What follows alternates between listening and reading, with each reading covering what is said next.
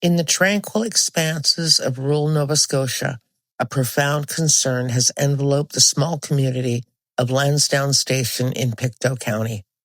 Central to this distressing narrative are two children, 4-year-old Jack and 6-year-old sister Lilly, whose recent disappearance has ignited a wave of anxiety and speculation that had been simmering long before they vanished.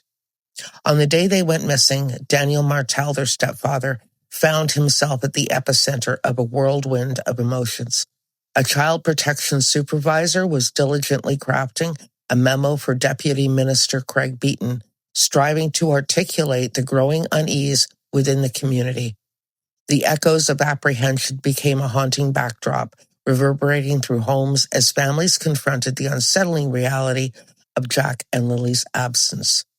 As days turned into weeks, the atmosphere in Lansdowne Station became increasingly tense. By mid-May, a second memo reached senior officials in the province's Child Welfare Department, signaling an urgent need for intervention. Minister Scott Armstrong, responsible for overseeing family welfare, faced a pivotal moment, grappling with the complexities of the situation as community concerns continued to escalate. The narrative grew more intricate behind the scenes. Months prior, a social worker had visited the Martel residence, prompted by reports from the children's school that suggested deeper issues. Teachers, vigilant and protective, had sensed an underlying distress, a silent alarm that had resonated within their hearts. As the plot thickened, Daniel Martel came forward with revelations. He indicated that the social worker's visit was not solely focused on safety. It also addressed Jack and Lily's educational challenges.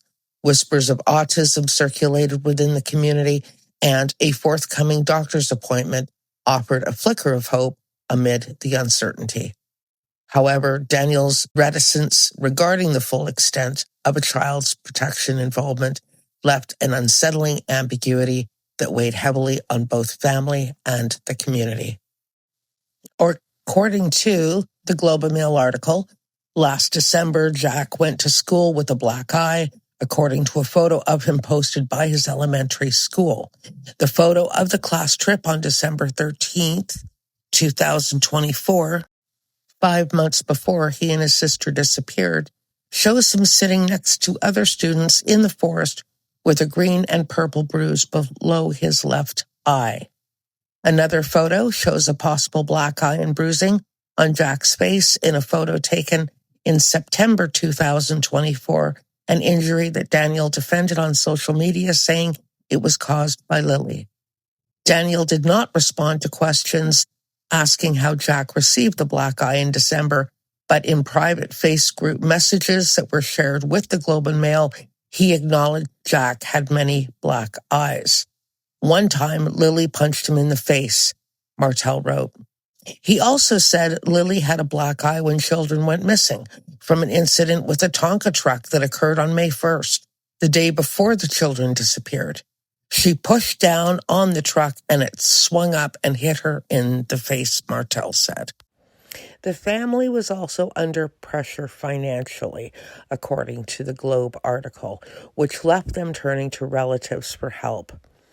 Like many lower-tier workers at the mill, Daniel had been cut back to 1 shift a week during the spring thaw because of an annual ban on heavy logging trucks on soggy local roads. His car, off the road because it needed repairs that he couldn't afford, was not drivable, and he had to rely on his uncle, who also worked at the mill, to take him to work.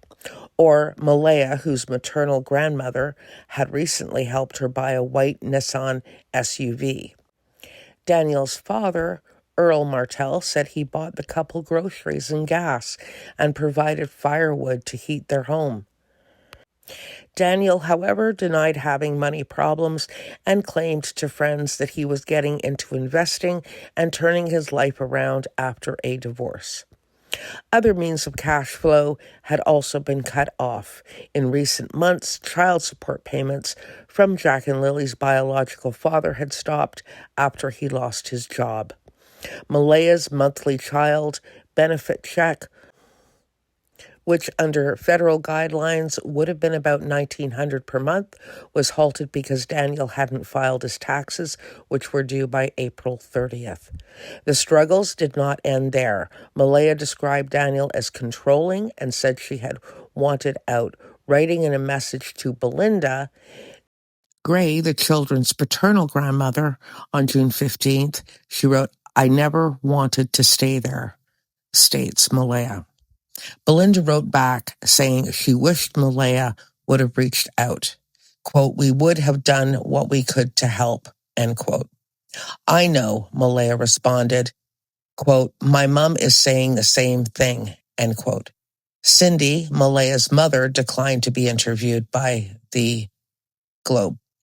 After the children's disappearance, Malaya also confided in her paternal grandmother, Connie Brooks, a member of Shubenacadie First Nation.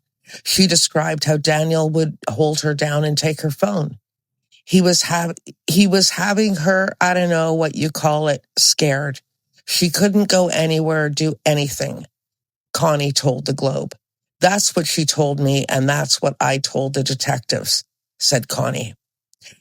When she asked her granddaughter about drug use in the home, she said Malaya told her Daniel concealed a drug addiction for nearly the first year of their relationship. Daniel did not respond to questions about these allegations, but he has insisted in interviews with the Globe that he's never struggled with drugs and does not have a drug problem. Despite that, he has admitted to taking methamphetamines and, quote, "pretty much everything," end quote. He said he recently started attending Narcotics Anonymous 3 times a week and is taking online courses in anger management, depression, parenting, child protection, substance abuse, suicide, and violent behavior that are recognized by child protection officials.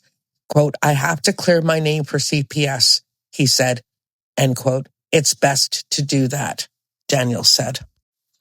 Gray said of her missing grandchildren, quote, "I don't believe they're alive, but to not get answers, it's like, no, there's answers out there. 2 kids don't just disappear in the morning and nobody knows nothing. So if they don't find answers outside that home, then the answers are inside the home."